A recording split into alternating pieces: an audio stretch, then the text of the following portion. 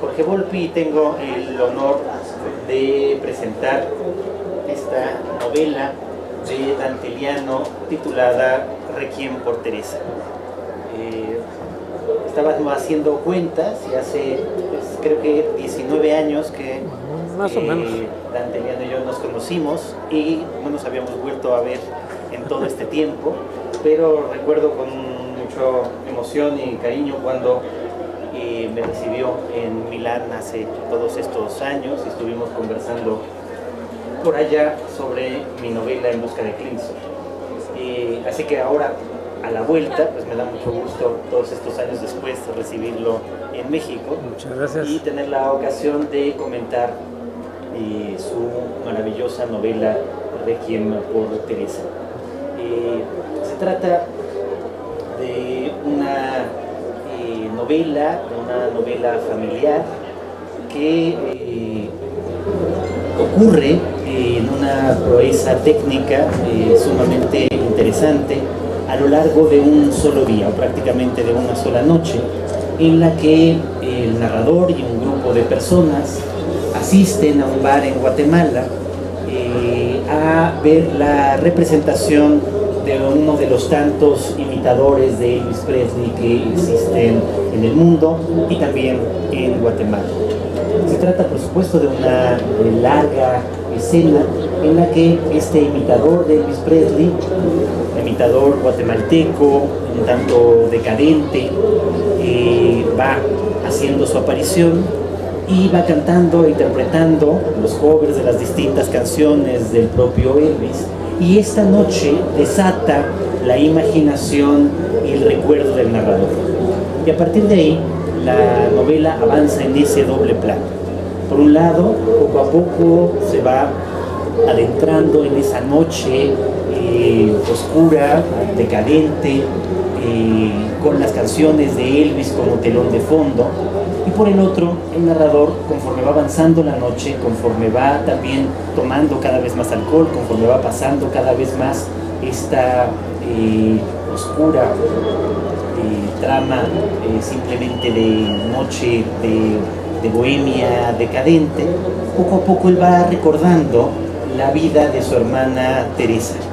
Y es a partir de aquí que la novela adquiere esta doble textura que es realmente fascinante. Creo que tanto técnicamente como en términos narrativos, la manera como se van entreverando, por un lado, la larga noche con Elvis y los recuerdos del pasado del narrador, de la familia del narrador, particularmente de Teresa, la hermana que tuvo y que en el momento en el que está narrando sabemos ya que ha muerto y que se ha suicidado, y poco a poco entonces va desgranando esta noche de música y de copas los recuerdos del narrador. Y es aquí donde esta novela adquiere cada vez más fuerza y más potencia. No solamente, insisto, por la habilidad técnica de irlo contando todo en esta noche, cómo se entrevera realmente el recuerdo con lo que está ocurriendo en el presente, este tejido sumamente hábil para ir mezclando presente y pasado, sino ya propiamente para contar el fondo de la novela y lo que es lo que la convierte en una obra realmente tan inteligente, tan dura, tan terrible también al contar la historia de esta familia y particularmente de Teresa. Teresa, la hermana del narrador, que en la Guatemala de esos mediados del siglo XX es una niña muy bonita y una niña que parece tener una enorme cantidad de perspectivas posibles de vida, y sin embargo en el entorno de esa Guatemala que Dante describe tan bien y tan precisamente y tan vívidamente, vamos a observar otro camino de decadencia distinto, el camino de decadencia de esta niña bella y prodigiosa, y cómo esa vida de una mujer en la Guatemala de esta época, pero que tampoco es tan distinto de lo que puede ocurrir en nuestro presente o en muchos otros lugares, tiene que enfrentarse a un mundo dominado por completo por el machismo circundante.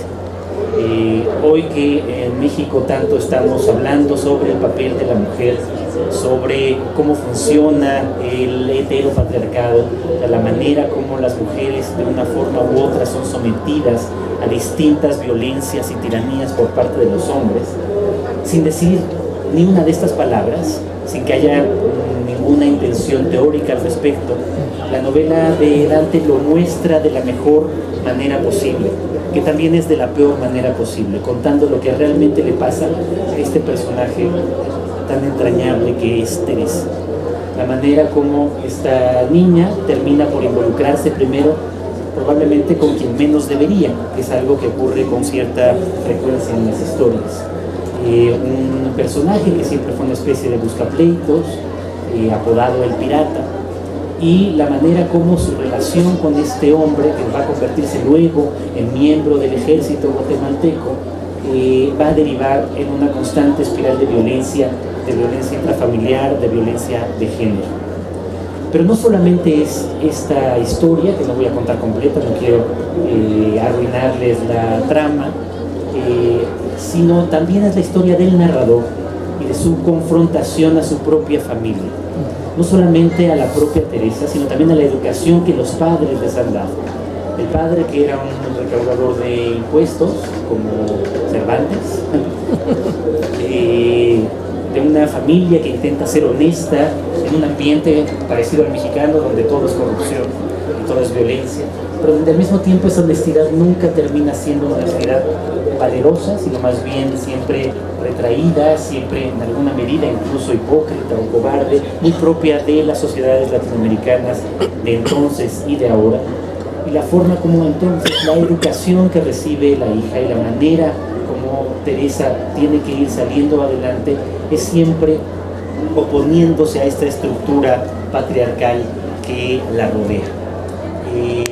La relación de ella con el pirata va a ir siendo cada vez peor. Él no tiene otro lenguaje que el lenguaje de la violencia y el lenguaje de los golpes. Caracteriza perfectamente Dante la figura de poder, la manera como ese poder ciego, que es representación del poder político que estaba también en su momento en Guatemala, pero que aquí queda reflejado en el poder íntimo de la pareja. No permite ninguna disidencia, no permite que una mujer se revele a ninguno de sus órdenes, no está acostumbrado a ello y no lo va a permitir, y la manera de impedirlo es siempre con la violencia física y con los golpes. Teresa, en la primera vez que es golpeada por el marido, por el pirata, va a recurrir a su familia, y la familia no la va a proteger en ninguna medida, mostrando justamente esta red de complicidad machista, esta red de complicidad patriarcal, en donde se dice, no, una vez que te casas, ese ya es problema tuyo, problema de tú con tu esposo, nadie tiene por qué meterse en los problemas maritales. Es una típica excusa frente a la violencia intrafamiliar. Y a partir de ahí, entonces, ella se siente ya por completo abandonada. Y a partir de ahí va a ir el camino de su propia decadencia, de la propia manera como esta mujer, que podría haber tenido una vida completamente distinta, va a terminar condenada por estas propias reglas machistas que la van rodeando. De tal manera que la degradación que en alguna medida vemos en el otro plano, en este Elvis gordo, viejo, que va cantando canciones, es la degradación, símbolo de la degradación moral, digamos, de una sociedad, y símbolo de la degradación moral también de la propia Teresa, que de esta manera va siendo sometida, insisto, a todo este tipo de violencias constantes, de violencias de género. En algún momento de la novela, Dante escribe: y una como Teresa no podía más que estrellar la cabeza contra la pared una y otra vez, hasta que se le rompió una cuerda, hasta que se dio cuenta que no había otra salida para una mujer. Y eso es exactamente el centro de la trama y el centro simbólico, y por eso es una novela que, siendo una novela sobre la Guatemala de hace ya varias décadas, tiene una actualidad pasmosa en el México del siglo XXI, o en la Guatemala del siglo XXI, en la América Latina o en el mundo de nuestro tiempo, precisamente por cómo se van reconfigurando esta cadena de violencias que no terminan en ninguna medida. Teresa no voy a seguir las decisiones que va tomando, están todas marcadas por esta suerte al mismo tiempo de intentar rebelarse, pero al mismo tiempo de no saber que no tiene salida alguna frente a su situación, de intentar vengarse de este marido abusador, y al mismo tiempo la venganza que es contra el marido en realidad termina revirtiéndose contra ella misma, en una espiral que el hermano, en esta larga borrachera con Elvis, contempla a la distancia con esta enorme amargura y con este enorme peso que para él tiene también el tampoco haber sido capaz de intervenir en esta historia y de tampoco haber sido capaz de salvarla y de darle otra vida posible. Se trata de verdad de una novela fantástica, de una novela portentosa que les recomiendo muchísimo, de una novela que inesperadamente, viniendo de un guatemalteco que vive en Milán desde hace muchos años, termina hablándonos claramente de nuestro tiempo y de lo que sucede todavía en México y de la manera como las mujeres siguen sometidas a esta serie de espirales y patrones de violencia constante que impiden que tengan otras vidas distintas. Sabemos cómo son las cifras de la violencia contra las mujeres en México, sabemos cómo en estos 4 años ha aumentado el número de feminicidios en un 150% en nuestro país. Así que una manera mucho más clara y mucho mejor de entender cómo funciona esta serie de mecanismos que permiten que esta situación siga pasando es leyendo una novela como la novela de Dante, que tiene todo este doble contexto de una novela sobre la memoria y sobre el arrepentimiento, una novela sobre la impotencia frente a uno mismo de cambiar el estado de cosas y cambiar la sociedad, pero una novela que al contarlo finalmente no se resigna y al contarlo nos da justamente la posibilidad de indignarnos con la vida que ha tenido que tener Teresa, de simpatizar con ella como con la mayor parte de las mujeres que han sido víctimas de estos tipos de violencia de género y de conmovernos profundamente con su historia y con la manera brillantísima con la que Dante la ha ido contando. Así que ahora pues me permitiré hacerle algunas preguntas a Dante para que nos hable más sobre esta novela. Y por supuesto la pregunta obvia es, sabemos que es una novela que habías escrito a lo largo, o habías pensado escribir a lo largo de mucho tiempo, que finalmente ahora te permites dar a la publicación. Entonces, ¿de dónde viene esta historia? ¿Por qué publicarla ahora? ¿Cuál es el origen de este libro? Bueno, pues primero que todo, muchas gracias Jorge por tomarte el tiempo de presentar la novela, por tomarte el tiempo de leerla y por pensar sobre ella, ¿no? Como él contó hace un rato, nos conocimos hace unos 20 años aproximadamente en Milán, y como la literatura, gran parte de la literatura es mágica, y las cosas que ocurren alrededor de la literatura también son mágicas. ¿Quién nos iba a decir, verdad? Que hace 20 años, ¿quién nos iba a decir que nos íbamos a encontrar en la Ciudad de México, en la Feria del Libro del Politécnico, y que los papeles se iban a invertir? Yo presentaba En busca de Clinton y ahora él está presentando Requiem por Teresa. Son las magias de la literatura, y menos mal existen esas magias. Y yo te agradezco porque, bueno, ¿qué les parece a ustedes, no? Uno no puede más que sentirse muy, muy honrado de que 2 de los más grandes escritores latinoamericanos contemporáneos, Jorge Volpi y Paco Ignacio Taibo II, se hayan tomado la molestia de leer la novela y sean entusiastas de esa novela. Entonces uno dice, bueno, no he escrito en vano esta novela. ¿Cómo nace?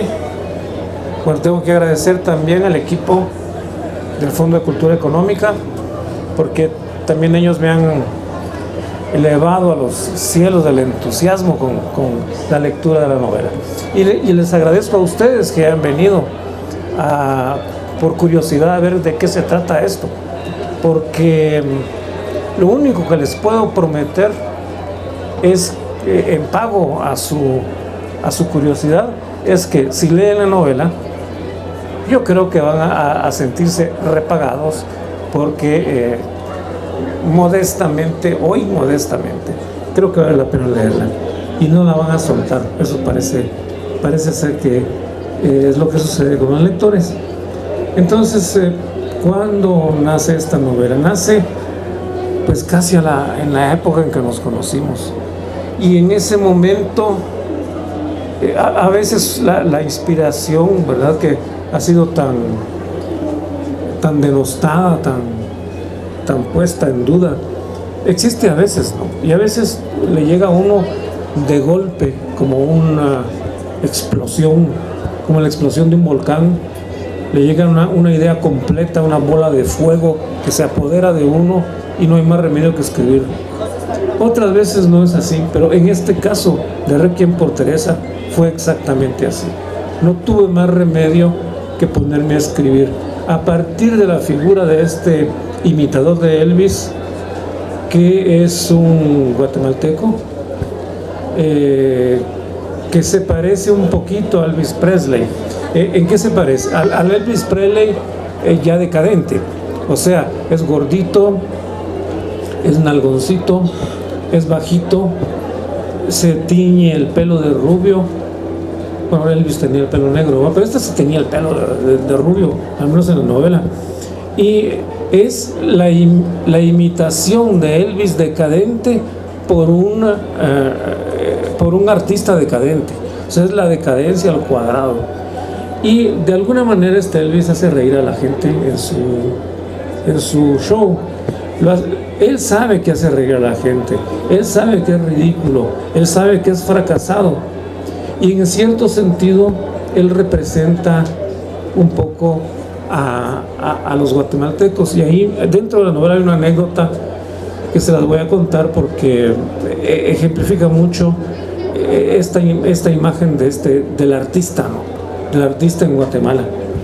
Había cerca de mi casa un muchacho que quería ser cómico, y entonces pero no tenía gracia. De todas maneras se obstinó en querer ser cómico, y entonces su show consistía en imitar a un noticiero de radio. Entonces él a sí mismo se puso el gallo chapín. Yo creo que todos ustedes saben que a los guatemaltecos nos llaman chapines. Él se puso como nombre de batalla al gallo chapín, y entonces se presentaba en un gran cine y comenzaba su show diciendo: este es el noticiero del gallo chapín, kikiriki, así, ¿no? Y entonces toda la gente se reía del kikiriki. Era lo único de lo cual la gente se reía. Después comenzaba a decir un chiste, silencio, porque los guatemaltecos son un público terrible, son muy difíciles de conquistar. Decía un chiste, silencio. Otro chiste, silencio. Otro chiste, silencio. Al final se ponía furioso y decía: hijos de puta, ¿por qué no se ríen? Los artistas nacionales merecen el apoyo del pueblo. Entonces todos ja, ja, ja, ja, se reían, ¿no? Entonces, más o menos ese es el tono de nuestro Elvis, que sirve de marco a la gran tragedia de Teresa, que es la protagonista de la novela, y que, bueno, como ya les contó Jorge, tiene un destino y va a luchar con todas sus fuerzas, se va a romper la cabeza para que ese destino no se cumpla, y sin embargo va caminando poco a poco hacia el cumplimiento de ese destino. Aquí suspendo un poquito para que Jorge me haga otra pregunta. ¿Qué partes de esta novela da la impresión de ser muy vívida tienen que ver realmente con la memoria y lo autobiográfico? Mira, ahí sí que yo creo que es lo que todo lector se pregunta, ¿verdad? De esto que este hombre está contando, ¿qué es lo que pasó realmente y qué es lo que se está inventando? No se los voy a decir, ¿verdad? Naturalmente no se los voy a decir, pero en muchas partes es muy obvio que estoy contando, como decía Bernal Díaz del Castillo, lo visto y lo vivido. Ustedes se acuerdan que en la verdadera y notable relación de la conquista de Nueva España y Guatemala, don Bernal Díaz del Castillo, cuando terminó de escribir su manuscrito, se lo llevó a unos licenciados de la universidad.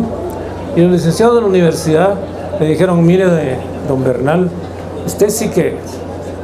Bueno, no le dijeron así, pero yo me imagino que le dijeron: usted sí que la friega, ¿verdad? Porque yo aquí, yo allá, yo por allá, mucho yo, le dijeron. Y él les contestó, y está escrito en la... Bueno, y si no digo yo, que lo viví, ¿quién lo va a decir? Los pajaritos que estaban en los árboles, les contesta Bernal. Entonces, mucho el ambiente de terror, el ambiente de opresión. Cuando uno vive en una sociedad en la cual lo primero que respira es el aire lleno de sal, de la sal del terror, eso lo viví, ¿verdad? Eso lo viví. Pero son evidentes otras cosas que no puedo haber vivido. Hay momentos en los cuales Teresa habla, hay momentos en los cuales Teresa relata las experiencias sexuales de una mujer con un hombre. Evidentemente, no se vayan a reír, evidentemente eso no lo viví, ¿no? Eso el trabajo del escritor es muchísimo ponerse en el lugar de meterse en el personaje, y el reto es ese: ¿me salió o no me salió? Meterse en la piel de sus personajes y vivir, y en ese momento hay una especie de transformación, Jorge no me dejará mentir, en el cual uno ya es el personaje, y entonces ya solo escribe, se deja llevar por la escritura, ¿verdad? Y son los momentos en los cuales Teresa habla, y hay momentos duros en los cuales Teresa se dirige a su hermano varón y le reclama no haberla apoyado cuando la debía haber apoyado. Claro que ahí es ficción, ahí es imaginación, pero si yo logro hacer que ustedes piensen que es la pura verdad, entonces ahí gané mi apuesta. Creo que la ganaste por completo. Muchas gracias, Jorge. Y la novela es una novela esencialmente, en todos los sentidos, guatemalteca, pero tiene también un episodio mexicano. Hay la parte en la que Teresa el Pirata vienen a México, y quería preguntarte esta vez de dónde venía. ¿Tú viviste en México en alguna época? Hay todo un retrato también del México de esos años que también termina siendo interesante, y que siento que ahora tú estás en México, a lo mejor los puedes contar. Mira, Jorge, hoy vi el periódico, entonces vi que hay un show en un teatro aquí del centro donde se presentan César Costa, Angélica María. Todavía viven, ¿no? Que sí, no, yo creí que ya no. Yo creí que... Cantan. Bueno, ha de ser con el debido respeto, pero espero que no haya fans aquí de los artistas mencionados. Ha de ser como visitar las momias de Guanajuato, ¿verdad? Pero claro que la cultura mexicana es una cultura que está muy presente en la cultura de Guatemala, mucho más presente de lo que ustedes se puedan imaginar, porque nosotros no tenemos las grandes empresas productoras de cultura y de espectáculo popular que tiene México. Y México ha cumplido un papel extraordinariamente, ¿cómo decirles?, fundamental en la cultura de América Latina. Ha cumplido un papel fundamental porque ha sido contrarrestar el colonialismo cultural norteamericano. Bueno, hay que leer a Monsiváis para ver todo eso. Pero, por ejemplo, si Jerry Lewis, ¿no? Si Jerry Lewis era el gran cómico norteamericano, pues nosotros teníamos a Cantinflas, y lo que nos hacía reír era Cantinflas. Y no solo Cantinflas, en Guatemala se veían todos los cómicos mexicanos, ¿no? Y se repetían los dichos de los cómicos mexicanos. No sé si era Resortes o Clavillazo el que está sentado delante de la puerta de una iglesia, ¿no? El que pasa frente a la puerta de una iglesia, hay un limosnero pidiendo limosna, y entonces o clavillazos resortes pasan y le dan una limosna. Y entonces le dice el limosnero, ay, gracias, que Dios le dé más. Y entonces el cómico le dice, no, que no me dé más, que me dé no más, le dice, no. Y eso en Guatemala se repetía, ¿no? Los chistes de Viruto y Capulina, aquello de lo que digan mis deditos, ¿no? Eso se decía mucho en Guatemala. Y hay un momento en el cual se dice, Teresa regresó de México hablando como Capulina, porque la cultura mexicana es también nuestra cultura, es nuestra cultura de referencia. Entonces no hay necesidad de que yo haya vivido, aunque viví un mes aquí en el distrito, cuando era el distrito, no importa que yo haya vivido en México, porque la cultura mexicana es parte de nuestra cultura. En Guatemala ustedes quieren dar una serenata, ¿qué van a hacer? El instrumento nacional de Guatemala es la marimba, que es el instrumento más triste que existe en el mundo. Si ustedes llegan a una serenata con marimba, la gente se pone a llorar. Entonces hay grupos de mariachis en Ciudad de Guatemala y uno los va a traer en camión y va a llevar la serenata que les canta la negra a las muchachas que después van a invitar a tomar algún trago en la casa, ¿no? Esa es la explicación. Cuéntanos un poco más, justamente como lo has dicho, el trabajo del escritor está en poderse convertir en cualquier otra persona, incluso en cualquier otra cosa o animal, y intentar sentir, pensar como ese personaje. Entonces, ¿cómo fue para ti el desafío de transformarte poco flobertianamente en Teresa? Yo creo que sí, en efecto, si Flaubert decía Madame Bovary c'est moi, esta es como si en esta novela efectivamente tú fueras Teresa. Mira, sí, porque ¿se acuerdan? ¿Te acuerdas, Jorge, de Pedro Páramo? Cuando dice, es un rencor vivo. Aquí el personaje es un dolor vivo. Y ese dolor es el dolor vivo, no fingido.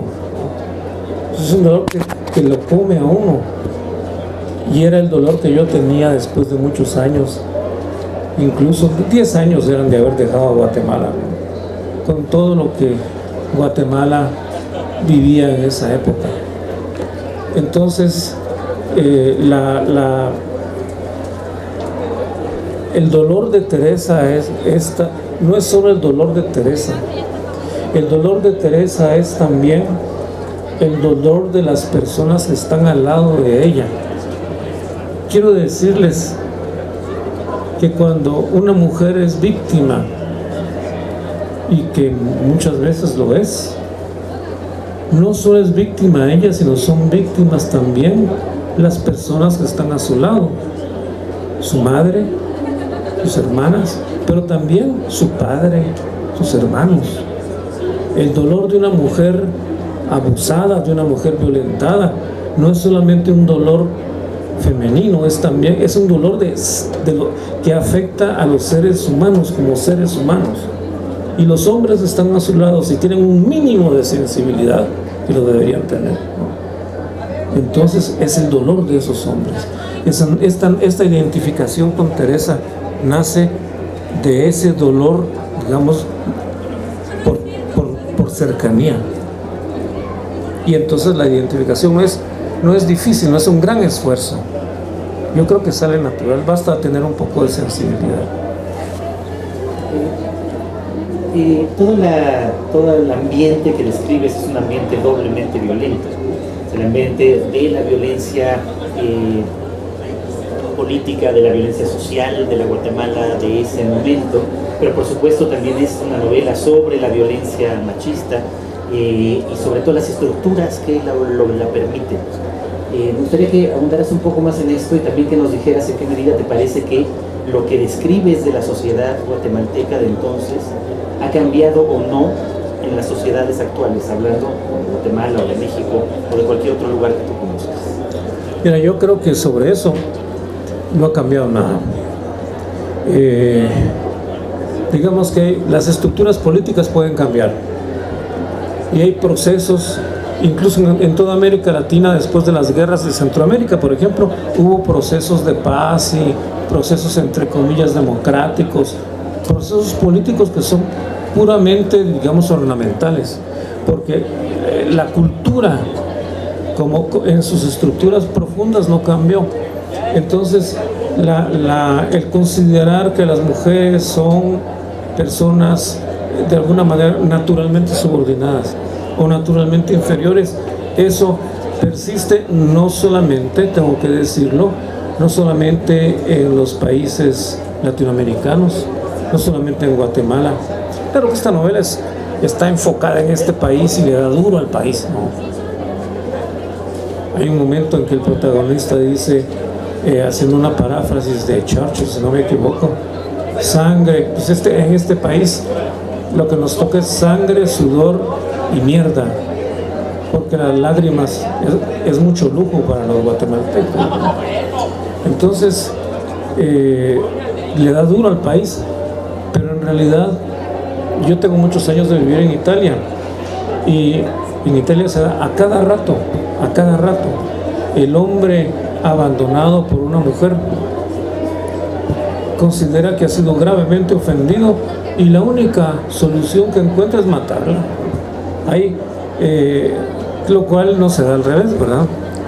Lo cual no se da al revés. Es decir, si una mujer es abandonada por un hombre, no es que siempre encuentra que la única solución es matarlo. Muchas veces se siente liberada y feliz de que se ha ido el sinvergüenza y el borracho, ¿no?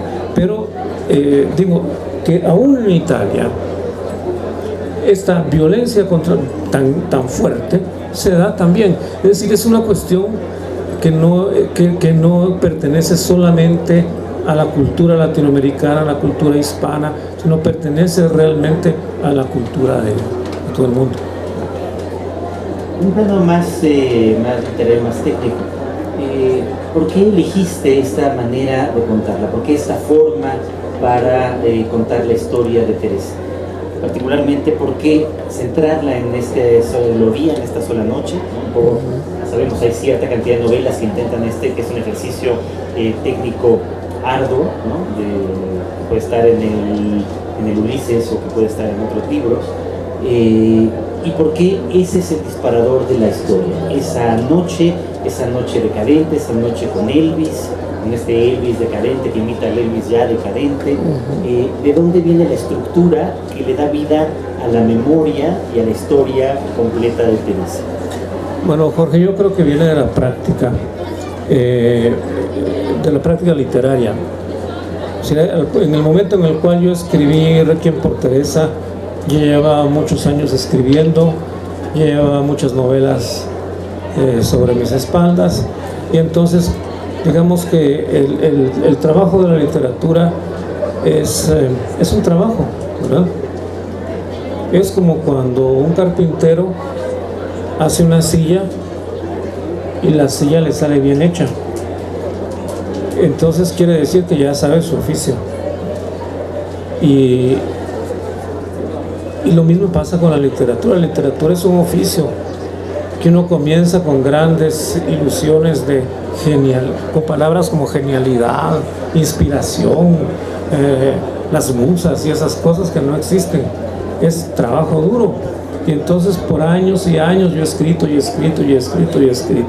veces uno escribe sin tener todavía una buena materia narrativa, de manera que cuando llega la materia narrativa uno ya está listo.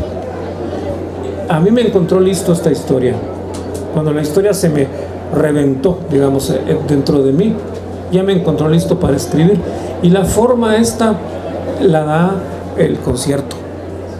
Como el concierto dura prácticamente mediodía y parte de la noche, entonces tenía que ser el monólogo del narrador tiene que darse durante el tiempo del concierto.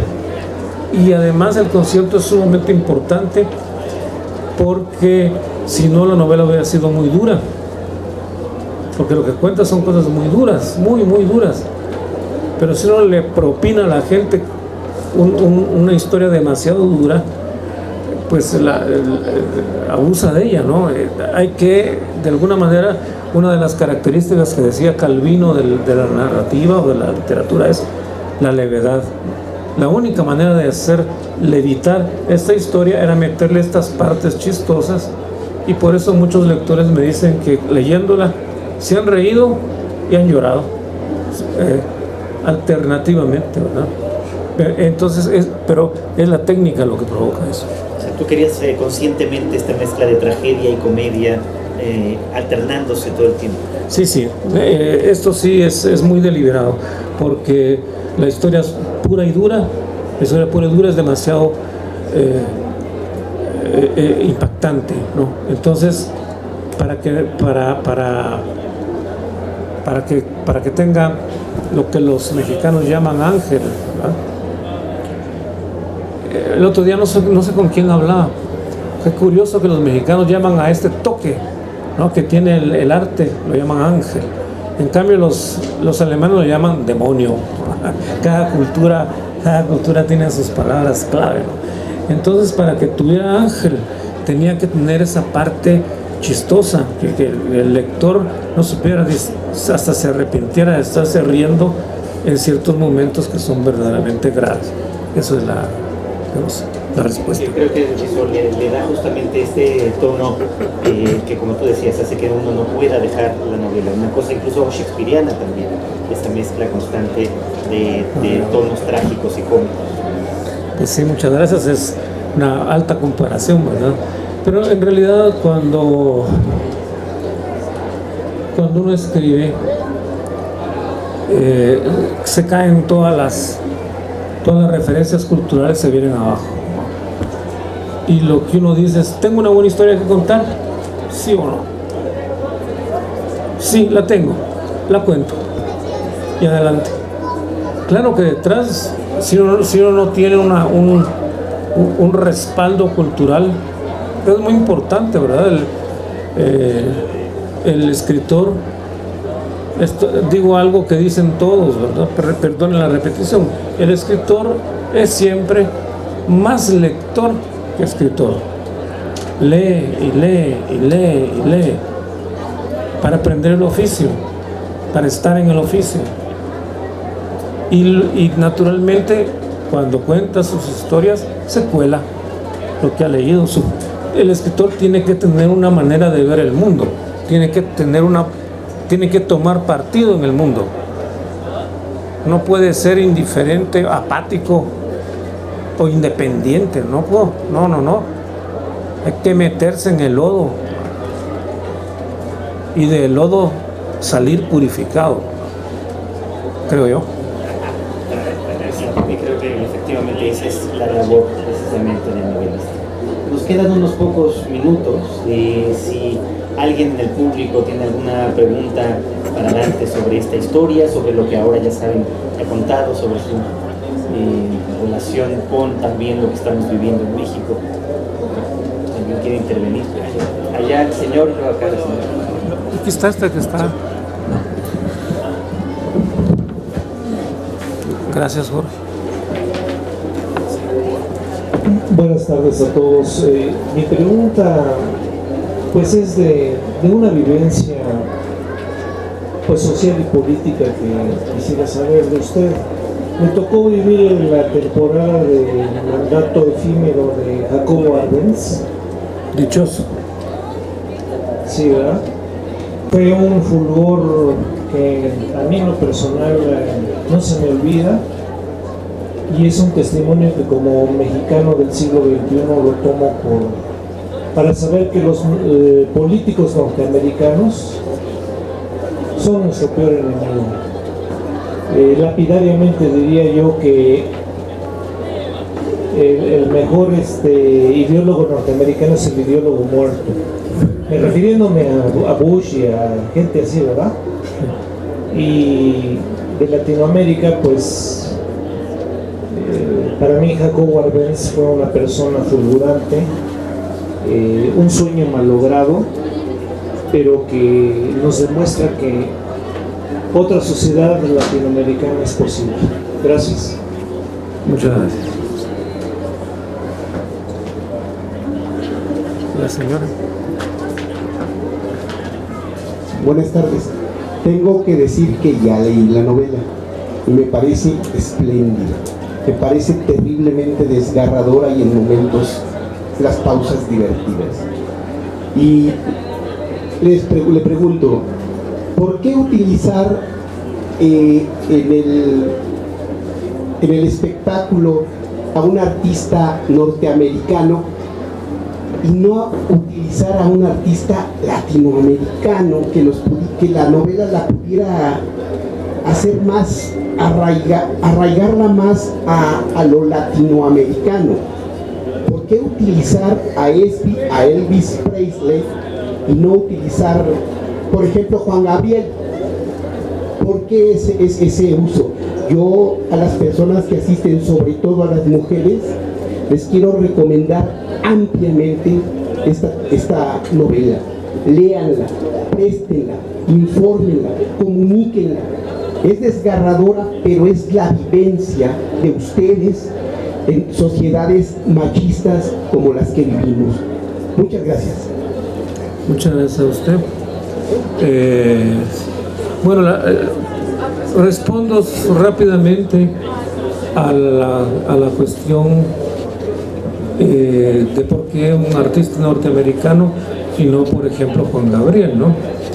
Porque el artista norteamericano significa también nuestra colonización cultural, ¿verdad?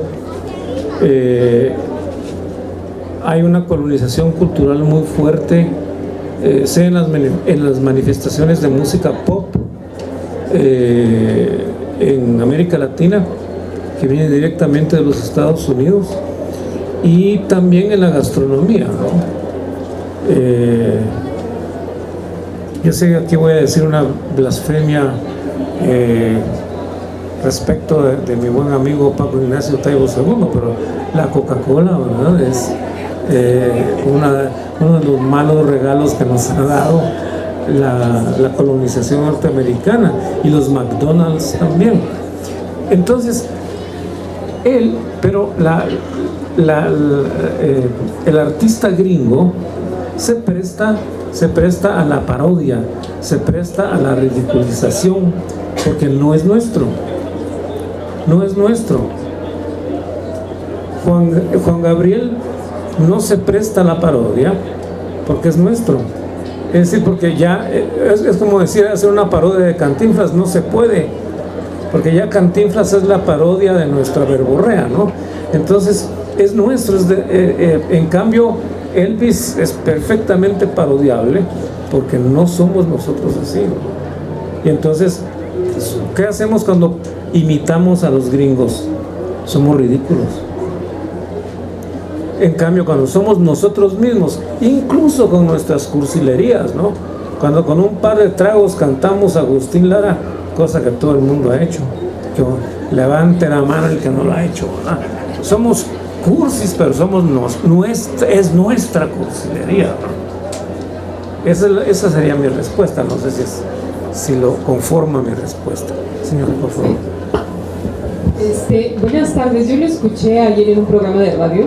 Sí. Entonces comentaba que hay ocasiones en que había escrito y todo lo que había escrito lo rompía, lo destrozaba y volvía a empezar, porque sí, era una especie como de catarsis o algo así.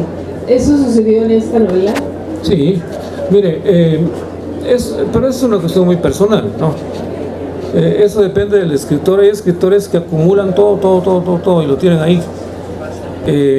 En mi caso, en cambio, sobre todo en los cuentos, el cuento se viene como una bola, redondito, o está bien. Un cuento, cuando se le ocurre a uno, o le sale bien y ahí se fue, ¿verdad? O no le salió. Uno solo puede arruinar un cuento, o no le salió, y entonces uno hace así y lo tira al tacho de la basura, porque no es como un pastel que se quemó, no tiene remedio.